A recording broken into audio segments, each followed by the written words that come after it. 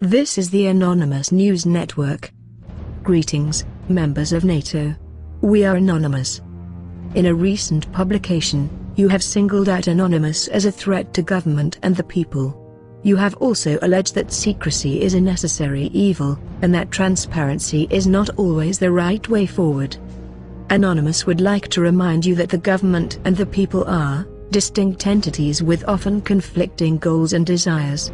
It is Anonymous's position that when there is a conflict of interest between the government and the people, it is the people's will which must take priority. The only threat transparency poses to government is to threaten government's ability to act in a manner which the people would disagree.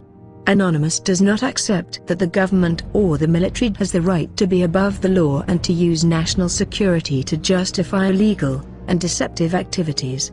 Dishonesty and secrecy totally undermine the concept of self-rule. How can the people judge for whom to vote, unless they are fully aware of what policies said politicians are actually pursuing? When a government is elected, it is said to represent the nation it governs. This essentially means that the actions of a government are not the actions of the people in government, but are actions taken on behalf of every citizen in that country. Anonymous and WikiLeaks do share one common attribute: they are no threat to any organization, unless that organization is doing something wrong and attempting to get away with it.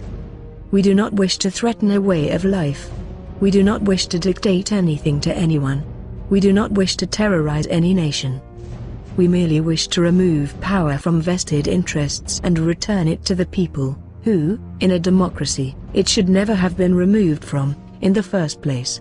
The government enforces the law. This does not give them the right to break it. If the government was doing nothing illegal, there would be nothing embarrassing about WikiLeaks revelations, nor would there have been any scandal emanating from H.B. Gary.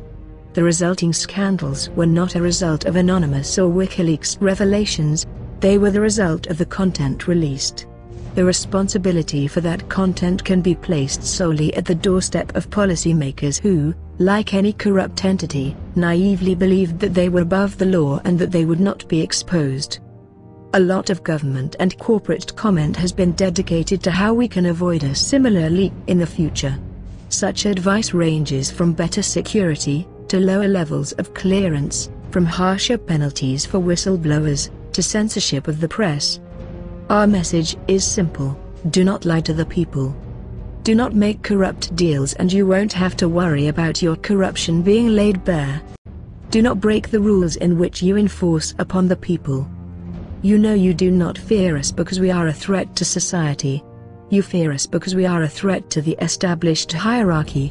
Anonymous has proven over the last several years that a hierarchy is not necessary in order to achieve great things. Perhaps what you truly fear in us is the realization of your own irrelevance in an age which has outgrown its reliance on you.